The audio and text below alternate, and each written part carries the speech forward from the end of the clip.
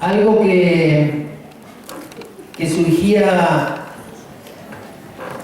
en la presentación inicial y que le agradezco muchísimo a Claudia, le agradezco mucho a toda la Fundación TEA, a ITEA, la escuela, por supuesto a dos personas con muchísimo compromiso, empuje y también mucha alegría, que son Paula Retamar, Romina, y porque realmente han todos contribuido a que podamos estar aquí, ¿no? Y también a todos los colegas que con excelente voluntad han acudido a la invitación, como Juan Martos, como Raquel Ayuda, como Agustín Higuera, como Karina Solkov. Por otro lado, también agradecer y mucho a Vilma Dos Santos y a Carolina Cabral, y haciendo orden de papeles me crucé con esta foto, que es una foto impresa, casi de cuando todavía imprimíamos la foto, ¿vieron?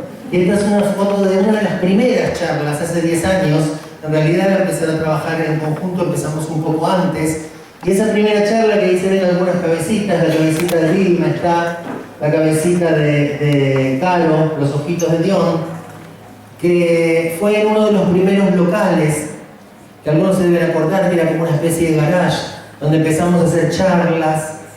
Ahí está Blanca también, que estaba también en ese momento, evaluaciones diagnósticas, algunas charlas, todo a pulmón, y como ven ahí con el auspicio de la Lotería de Santa Cruz.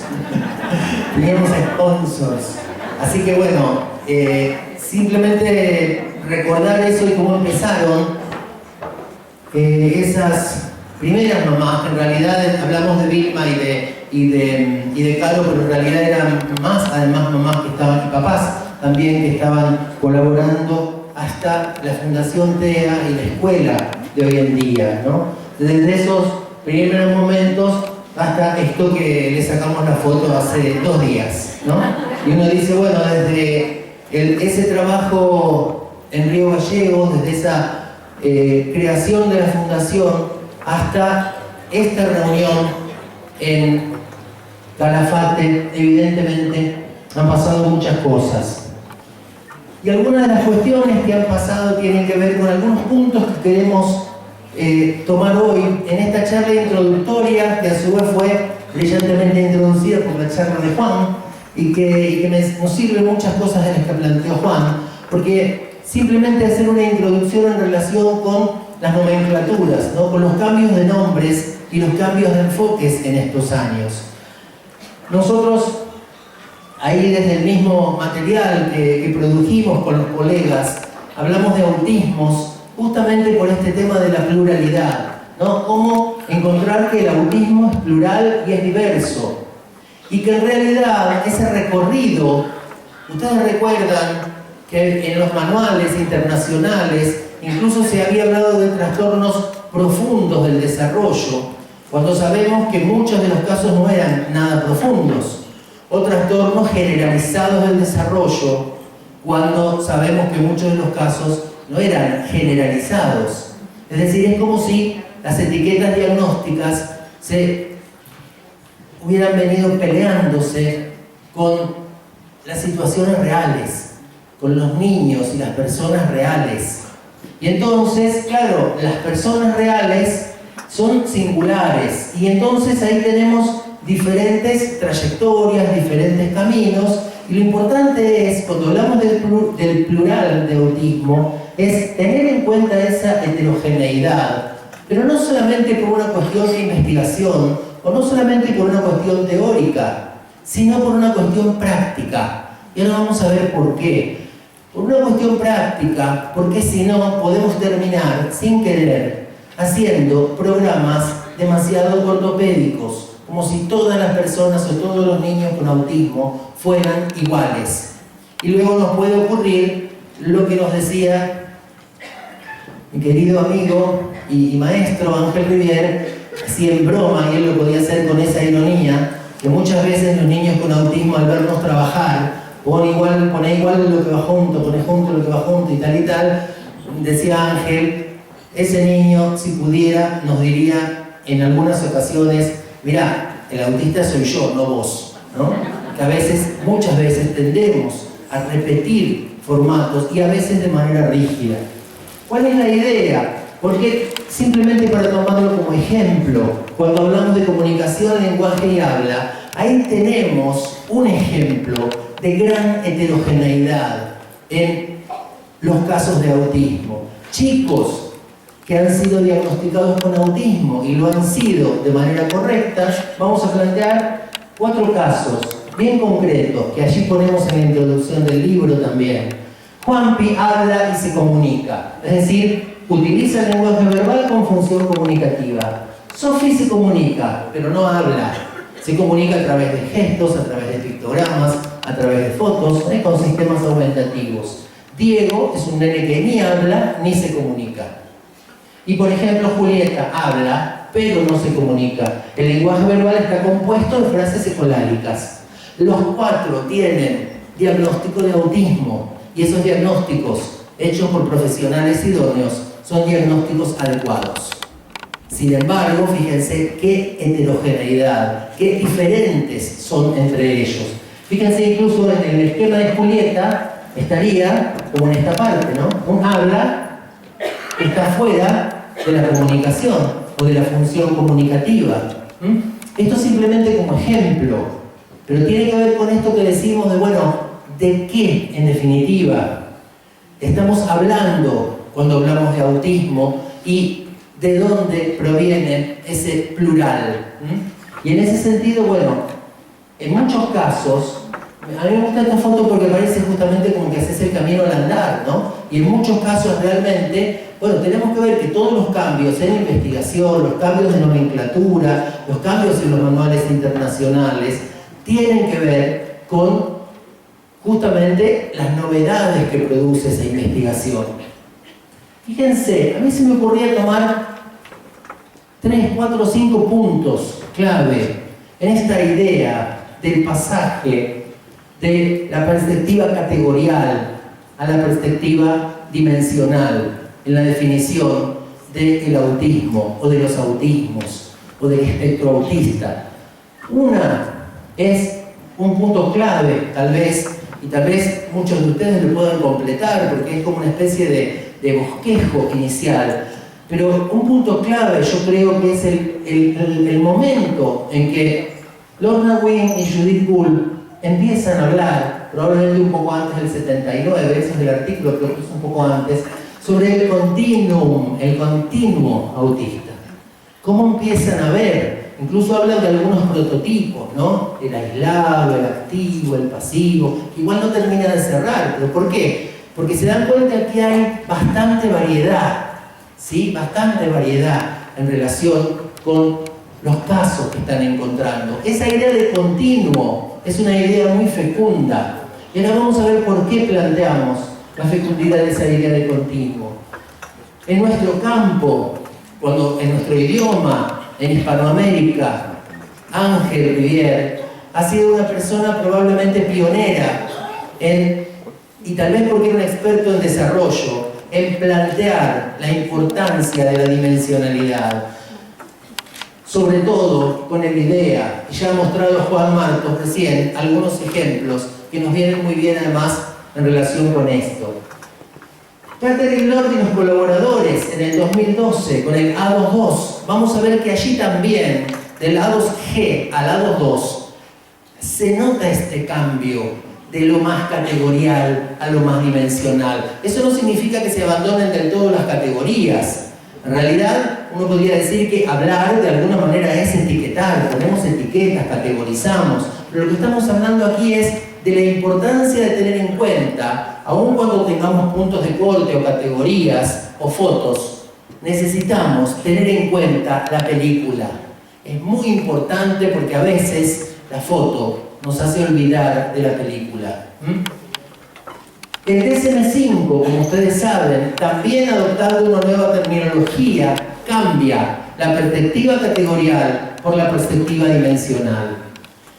Y por último, y lo vamos a tocar muy brevemente porque no hay tiempo, pero también encontramos estas ideas, sobre todo vamos, ya en el Denver clásico, pero sobre todo en el último Denver, es decir, esas siglas significan modelo de intervención temprana de Denver, el modelo de Rogers y Dawson, con los protocolos que están pensando en una intervención basada en el desarrollo y en los contextos naturales.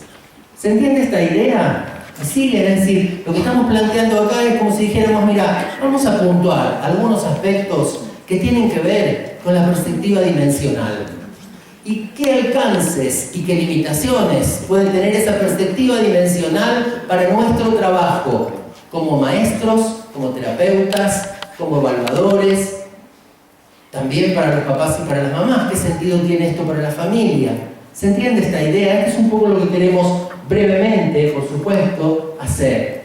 Y en ese sentido, entonces, ese es el punto de partida. Cuando hablábamos de TGD en el DSM-4, con el DSM-4-TR, con el texto revisado, estábamos planteando la perspectiva categorial.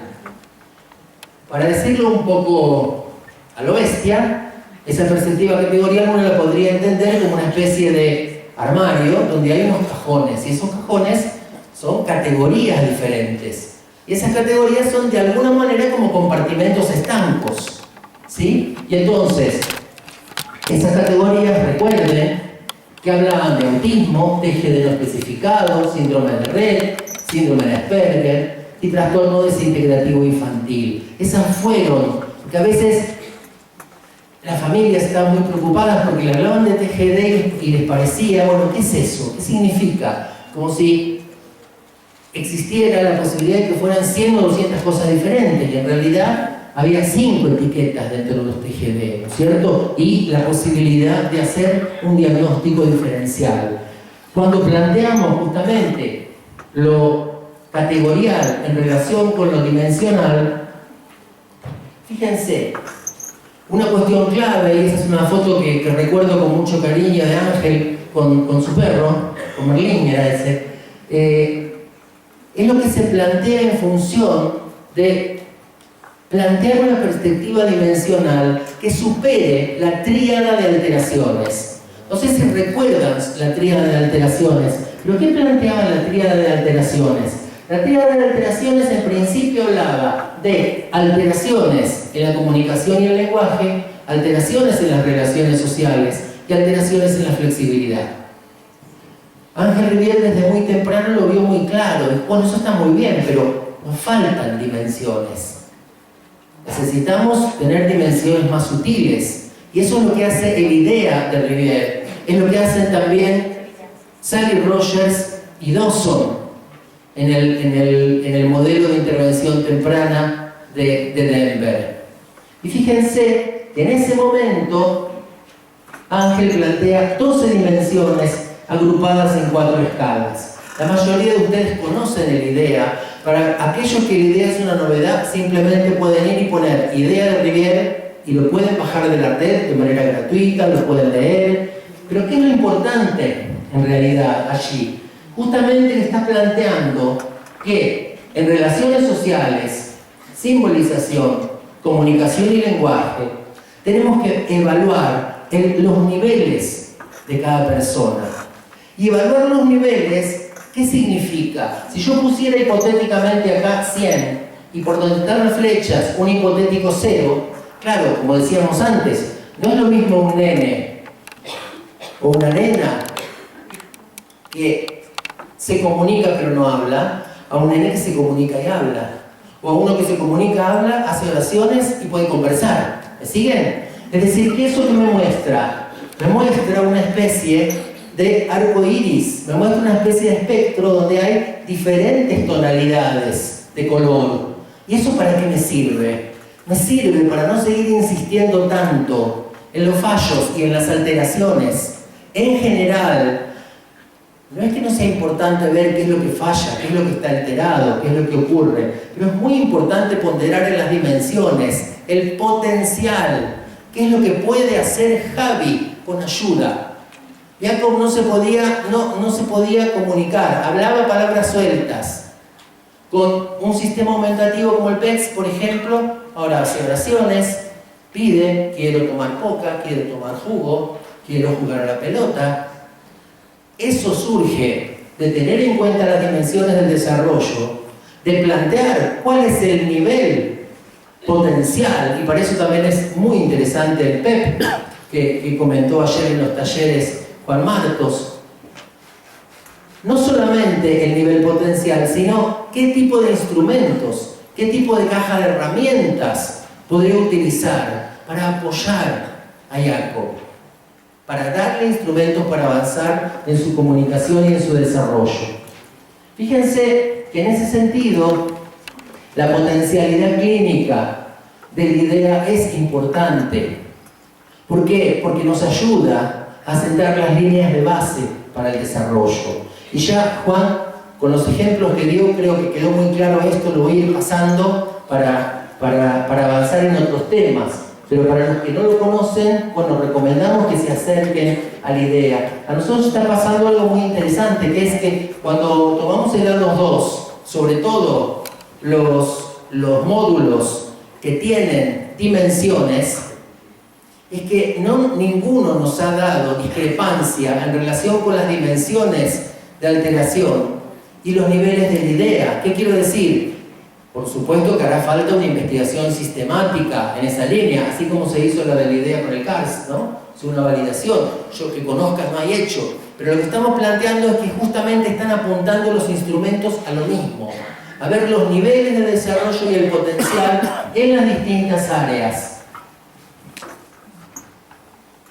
Bien, y otra cuestión interesante del instrumento de Ángel, para quienes no hayan tenido contacto con él, es que es un instrumento que recoge, hasta donde pudo construir Ángel, las investigaciones que había hasta ese momento en funciones ejecutivas, en teoría de la mente, en coherencia central, en contacto afectivo, que tienen que ver con las teorías acerca del autismo, las teorías psicológicas acerca del autismo. Es decir, que es un instrumento muy potente, no solamente por una cuestión de puntuaciones, porque no es un psicométrico, lo que quiere ser justamente, es un instrumento sobre todo cualitativo en desarrollo y con una base teórica de los modelos actuales de desarrollo fuertemente potente, como decíamos.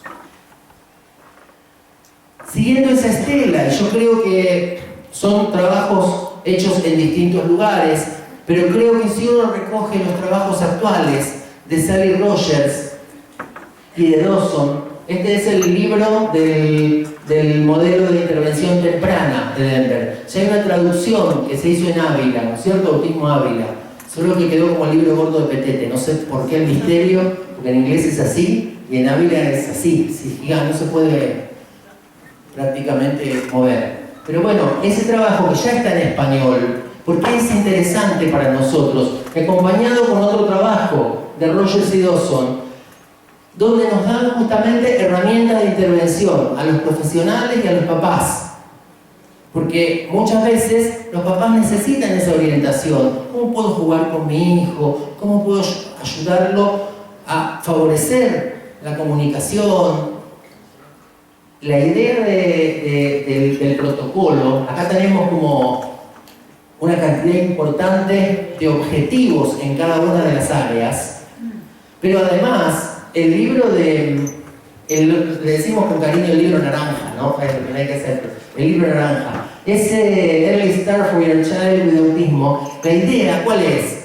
La idea es que te dan herramientas prácticas. Es un libro de tips y herramientas prácticas, solo que está fuertemente fundadas en el trabajo de investigación de alrededor de 30 años del equipo del MIND, ¿cierto? Entonces, en ese sentido es muy interesante. Fíjense, algunas ideas brevemente en relación con el modelo. El modelo está pensado para desarrollarse en diferentes contextos. En la escuela, en la casa, en el consultorio, en cualquier lugar que se interactúe con niños. Lo que plantea buscar son oportunidades de aprendizaje, oportunidades de comunicación. No tanto encerrarse en un consultorio para comunicarse o para enseñar comunicación, que no es que no hay que hacer nunca eso, ¿sí? Muchas veces hacemos trabajos uno a uno, por supuesto, pero la idea es salir. Necesitas comunicarte para comprar el caramelo que te gusta o una revista. Bueno, entonces vayamos al súper, o en el barrio vayamos al kiosco. Fíjense, la idea justamente también se registran los avances de los niños, se evalúa la calidad de la intervención del terapeuta también. Esto es muy bonito, si uno lo piensa, porque este es un trabajo interdisciplinario y de equipo. El DEMBER se afronta en equipo. Y no solamente se puntúa al niño, aquello que no puede, aquello que puede con ayuda, sino que también se puntúan los terapeutas. ¿En qué tenemos que mejorar? ¿Qué oportunidades de enseñanza nos perdimos? ¿Qué otras cosas se pueden hacer con ese nene, con esa canción, o con la pelota, o con el juguete, etcétera, etcétera? ¿Se entiende la idea? Por supuesto no vamos a dar acá el curso de DEMBER, que además cualquiera de estos instrumentos que estamos nombrando requiere una formación, una capacitación, evidentemente. Simplemente estamos planteando como disparadores. Bueno, desde la perspectiva de la dimensionalidad. ¿Qué otras cosas? Bueno, se dirige a todas las habilidades del desarrollo, al lenguaje, al juego, a la interacción social, a la atención conjunta, a la imitación, competencias motoras, autocuidado. Como señalaba antes Juan, el programa ya clásico de Klinger y Dawson, de imitación contra imitación, ¿no es cierto? Distintas habilidades de interacción.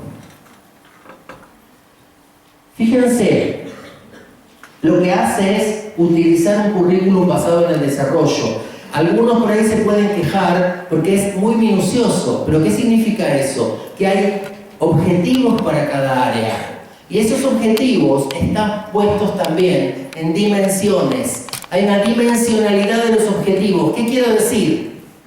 Pablo mira la pelota.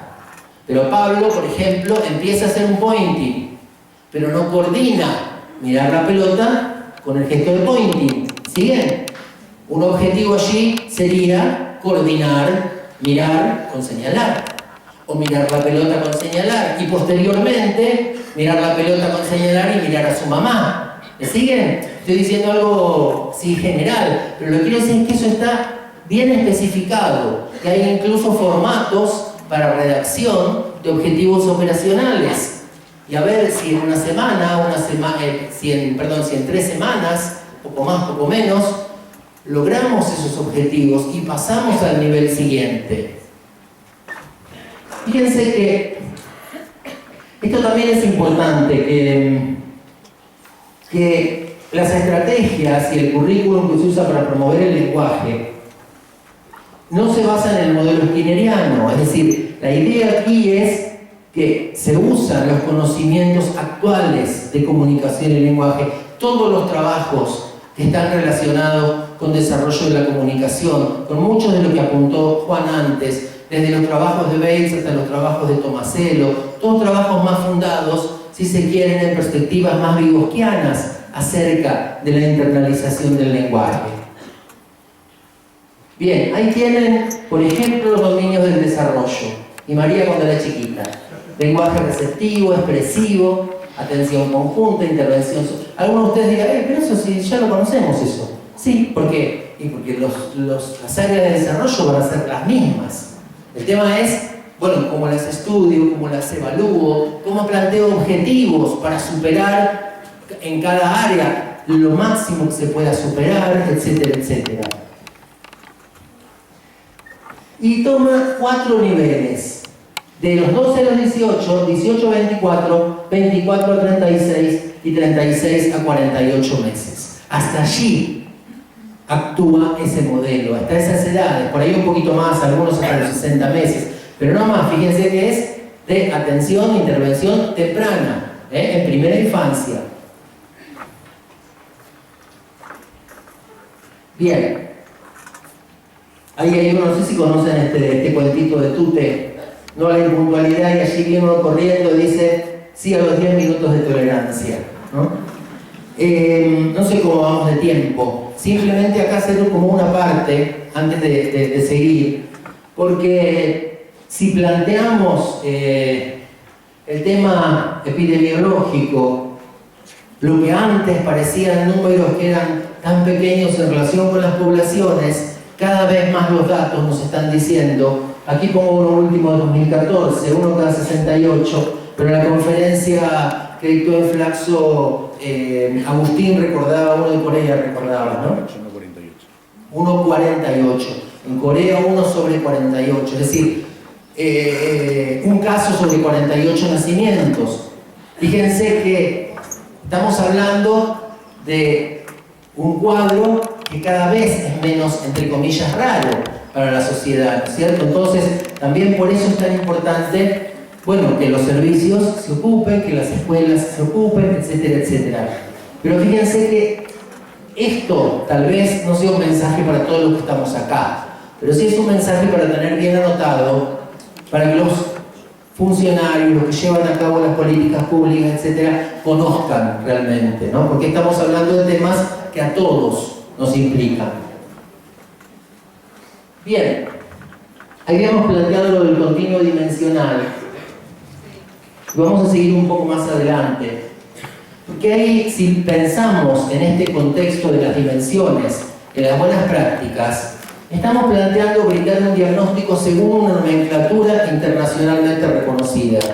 Y ahora vamos a ver que el manual que se está usando en la actualidad, como muchos de ustedes saben, es el DSM-5. Evaluar competencias adaptativas y niveles de desarrollo en las diferentes áreas. Y eso es lo que comentamos.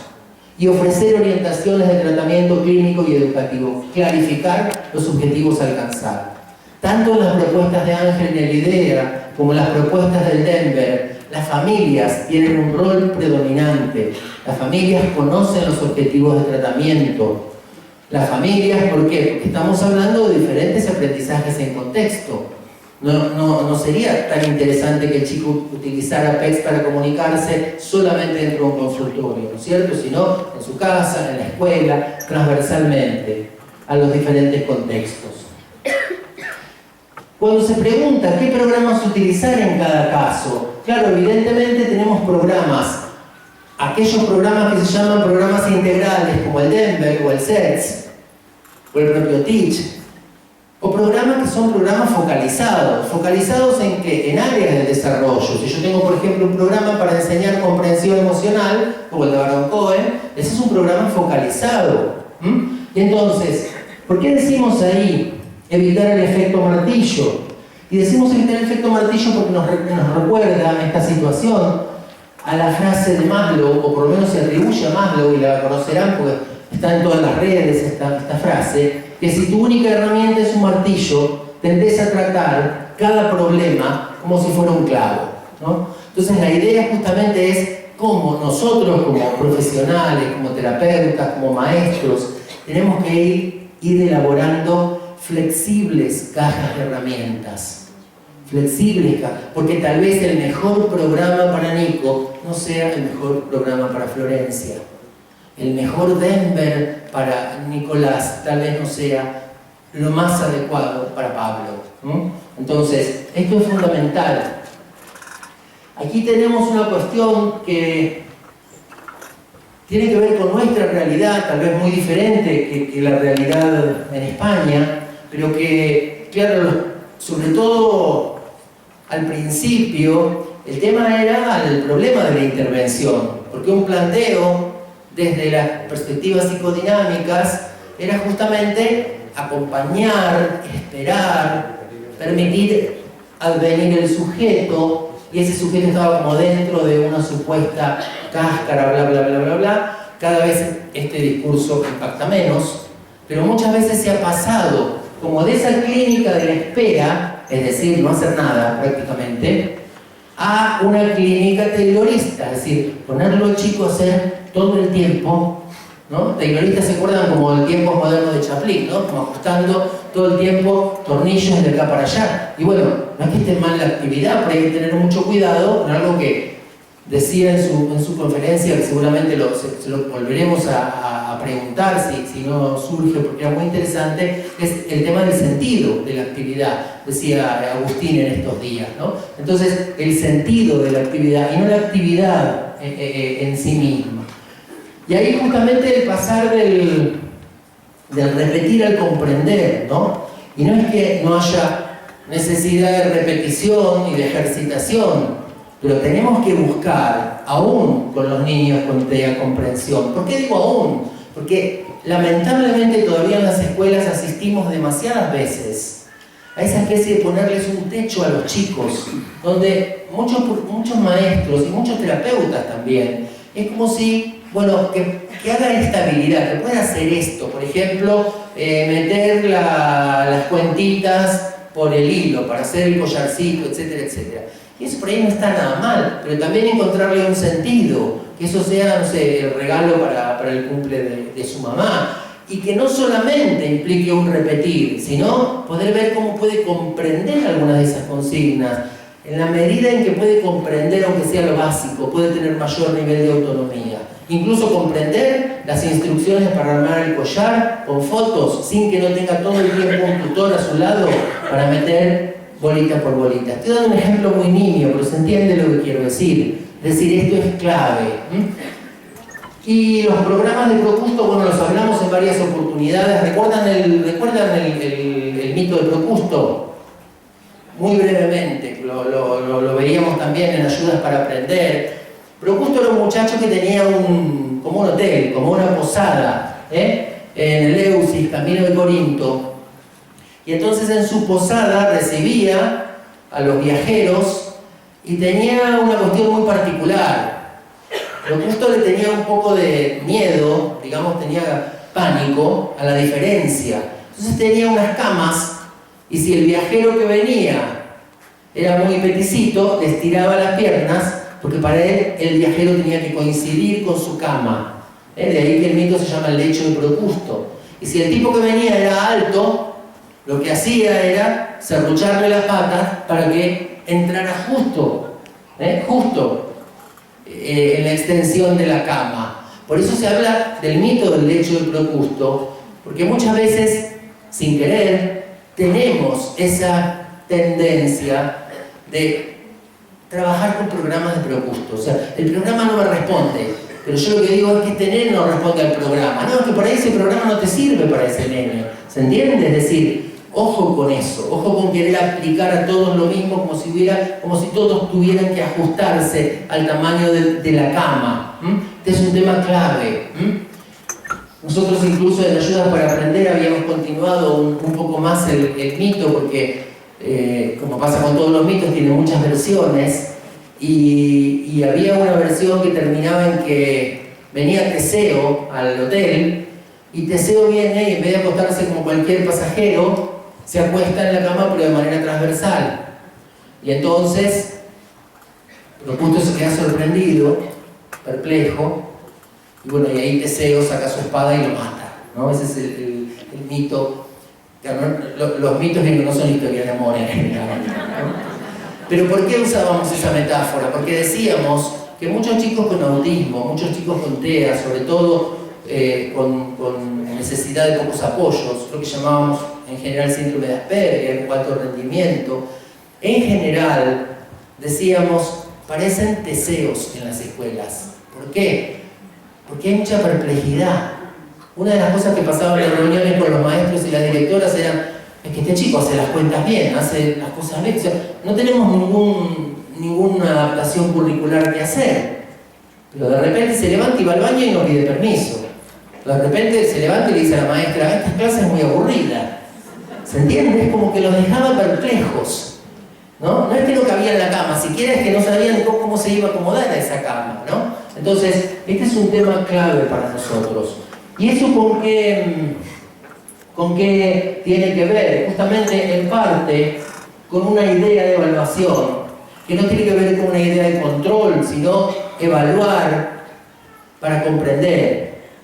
La evaluación debe, sobre todo, estar vinculada con la comprensión, poder comprender lo que le ocurre al otro, no meramente para llenar planillas o para ubicarlo en una categoría o en otra, o en un aula o en otra. Es evaluar para comprender. Y fíjense, a mí me gusta mucho usar esta imagen y probablemente muchos de ustedes la conozcan porque hace muchos años, todavía no, siempre la estoy jubilando y nunca la termino de jubilar. Porque digo, no, pero me gusta aquí no.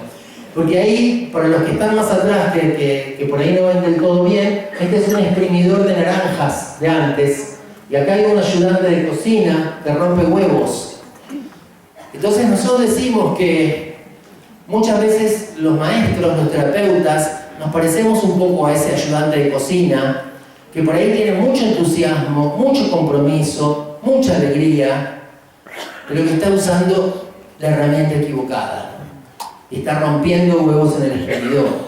Entonces no basta con la alegría, el compromiso, el entusiasmo, ¿no? Porque, claro, que a veces tenemos que cambiar de herramienta, cambiar de instrumento, cambiar de metodología, cambiar de procedimientos de trabajo.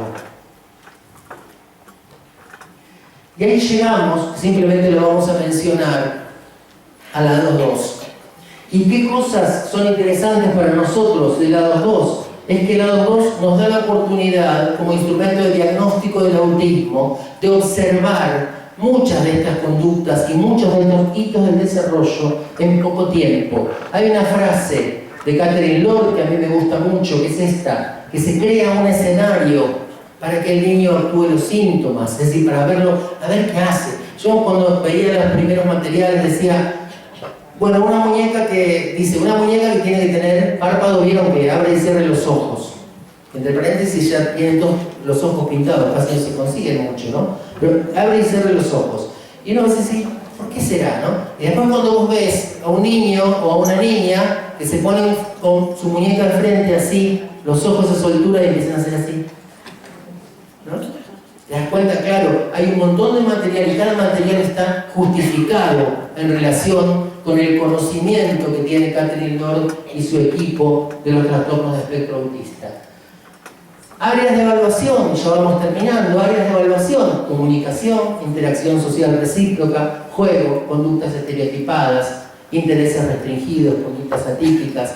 ¿Qué es interesante de la evaluación? Que también tiene dimensiones. Lo que yo decía antes, por ejemplo, pedir, pide. ¿Cómo pide? Pide agarrándote la mano y llevándote, conducta instrumental con personas, pide señalando y mirando, pide coordinando, señalar, mirar, con lenguaje verbal. ¿Me siguen? Son todas dimensiones diferentes, en la misma dimensión, todas capacidades diferentes en relación con un nivel de logro mayor, por ejemplo, en la comunicación temprana.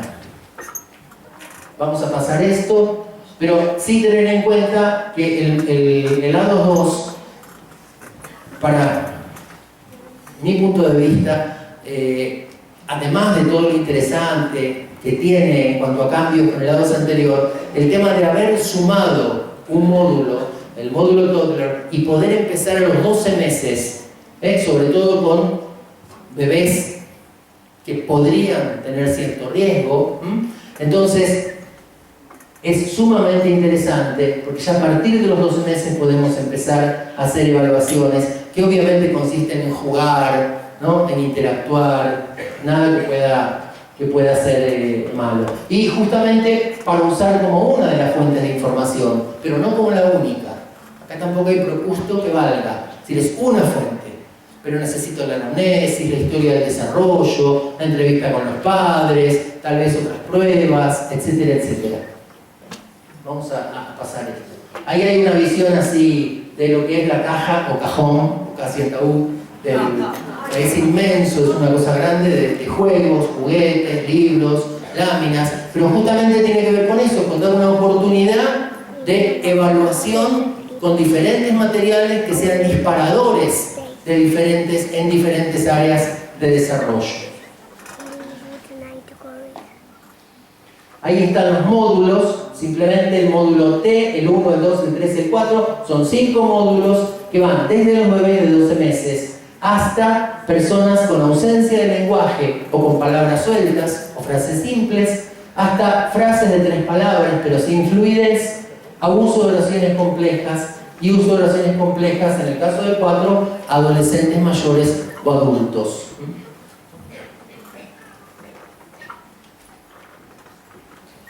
Muy brevemente de DSM-5, no se preocupen que no lo voy a detallar todo, lo vamos a poner esto para que todos lo tengan, pero además está en internet. Simplemente plantear esto que decíamos antes de la dimensionalidad en el DSM-5.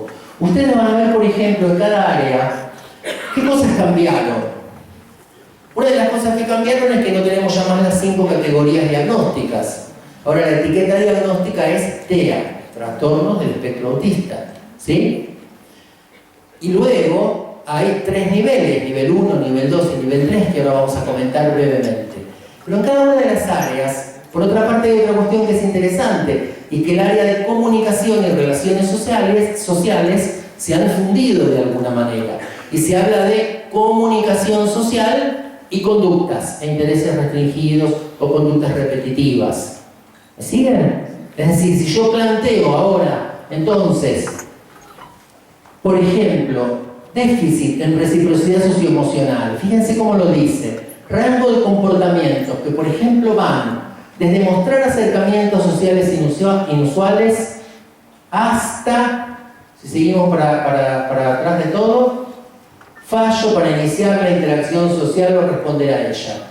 ¿Qué quiero decir? Cada uno de las cosas que va a describir te va a decir, este problema puede ir de leve a directamente bastante severo y que no puede llevarse a cabo esa función. ¿Me siguen? Es decir, si nosotros, repito, no vamos a ver cosa por cosa porque sería un poco denso, pero conductas comunicativas, fíjense, rango de comportamiento, que por ejemplo van desde mostrar dificultad para integrar conductas comunicativas verbales y no verbales, a anomalías en el contacto visual y el lenguaje corporal, o déficit en la comprensión de uso de gestos, a una falta total de expresividad emocional o de comunicación no verbal. ¿Se entiende? Es como todo el abanico me está mostrando. Entonces es muy importante porque no es solamente el cambio en cuanto a dimensional, porque ya no hay etiquetas diagnósticas, es que está basado en el desarrollo. Y en el desarrollo lo que está mostrando es que puede haber diferentes niveles de adquisición.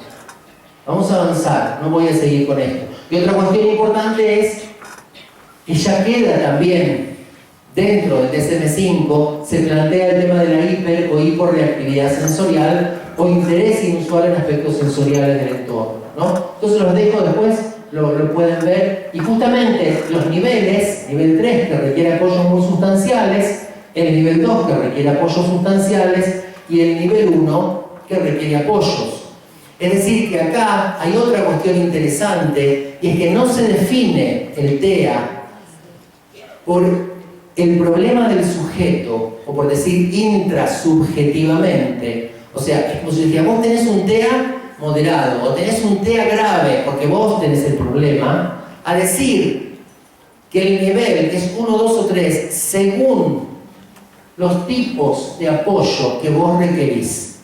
Así que lo que está planteando allí ya es una cuestión vinculada con la relación entre el sujeto y el contexto social y físico. ¿Siguen?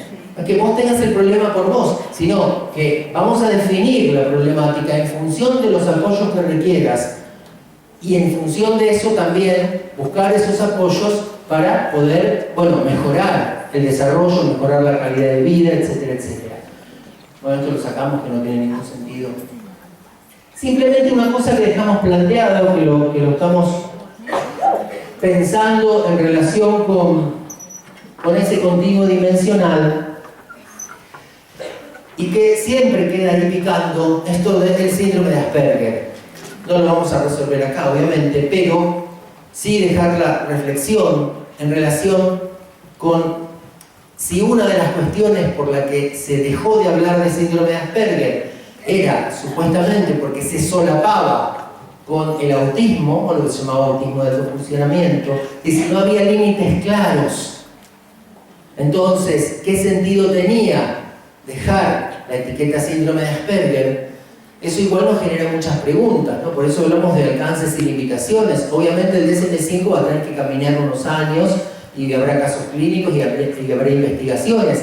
Pero uno de los problemas, simplemente como interrogación, como pregunta, es si era tanta la dificultad para poner el punto de corte, si ahora vamos al DSM-5 y hablamos de nivel 3, nivel 2 y nivel 1, ¿cuál es el punto de corte que se establece entre nivel 2 y nivel 1? Porque tampoco está tan claro eso, ¿no? Tampoco parece estar tan claro.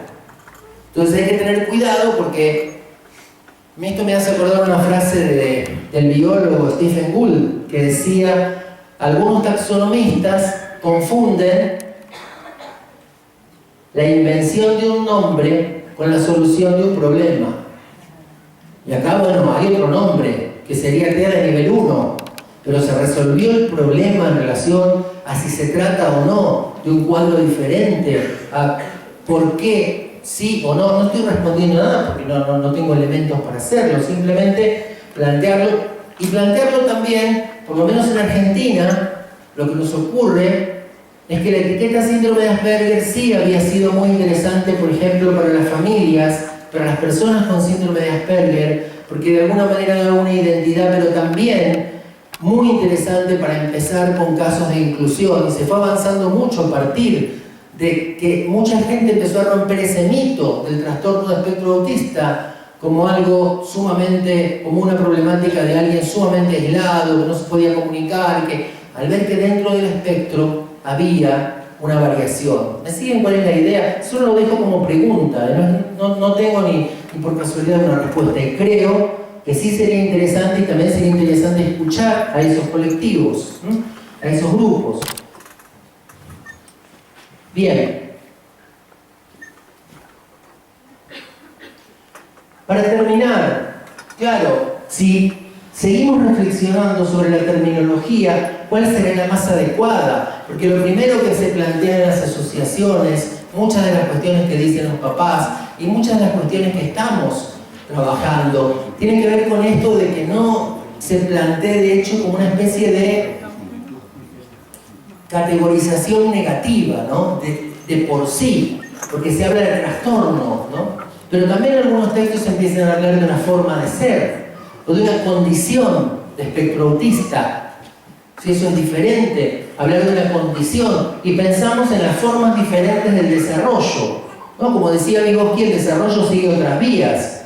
¿Es un trastorno o es una expresión de diversidad subjetiva?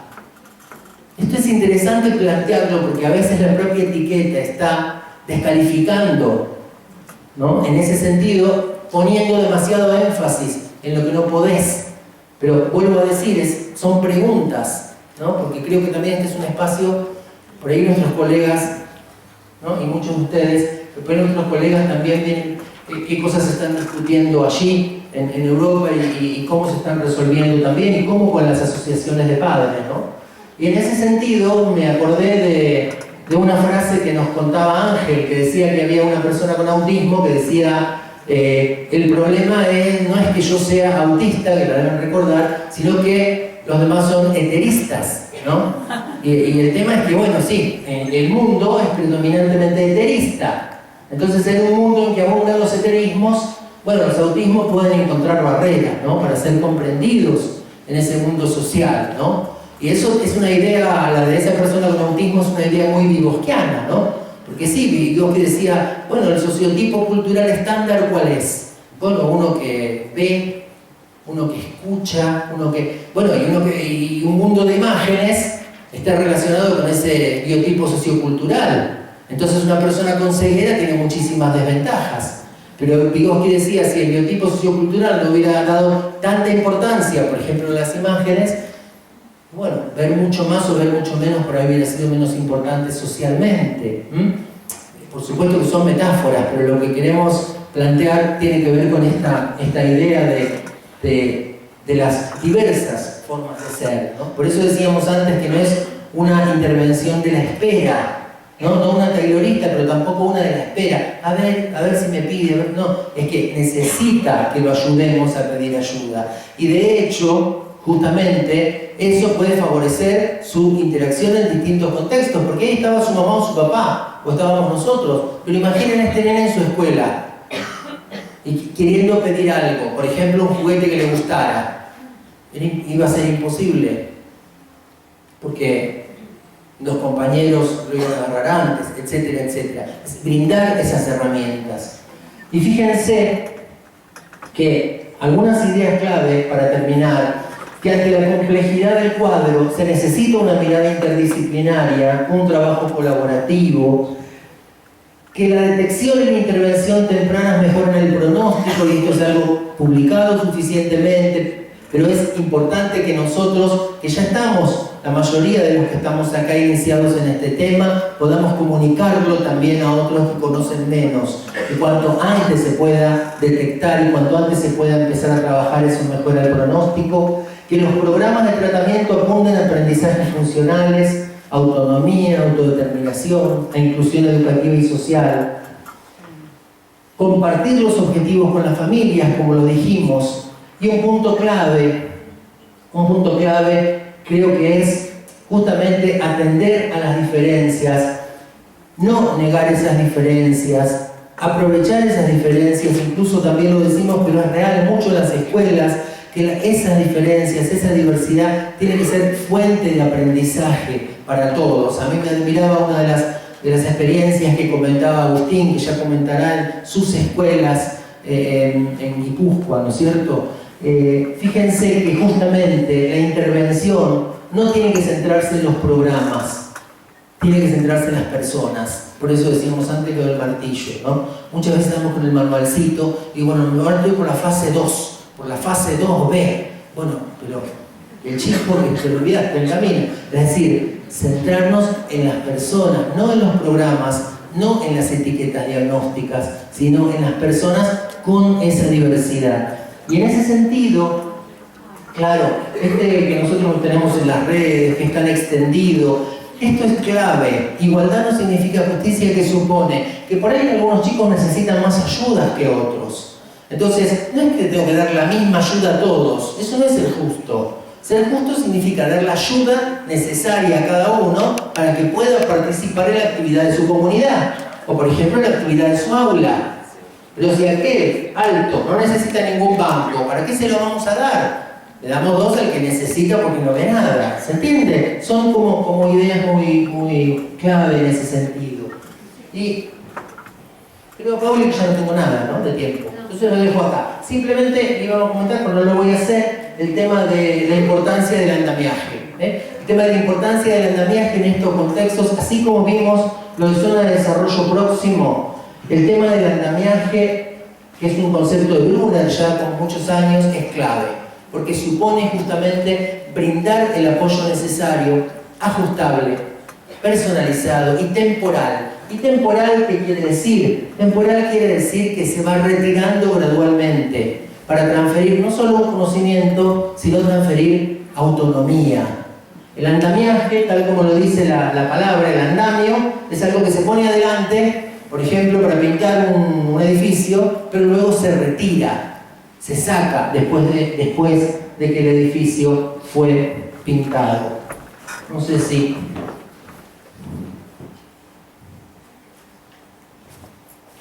Y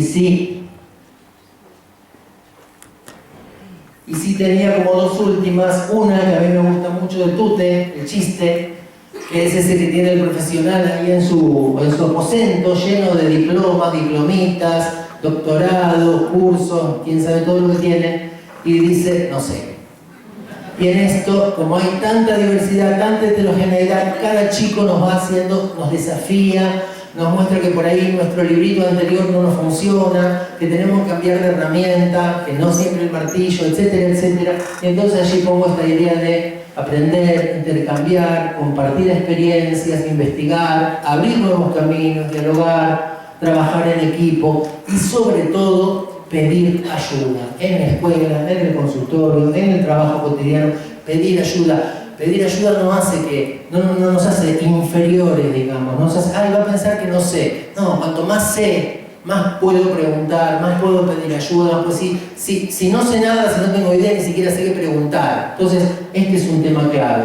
Y ahora sí cierro, porque Paulita tiene un carácter fuerte, con la frase de Galeano que usamos muchísimo, y puse una foto también que sacamos en estos días, en este Calafate, que es una belleza y que agradecemos tanto que nos hayan invitado, y también a toda la organización, a Pauli y a Romy, que además nos invitaron a dar un hermoso paseo en barco por los glaciares. la frase de Galeano, ¿no?, que muchos deben conocer: la utopía está en el horizonte, camino 2 pasos, ella se aleja 2 pasos más, y el horizonte se corre 10 pasos más allá. Entonces, ¿para qué sirve la utopía? Bueno, para eso, sirve para caminar. Así que, muchísimas gracias.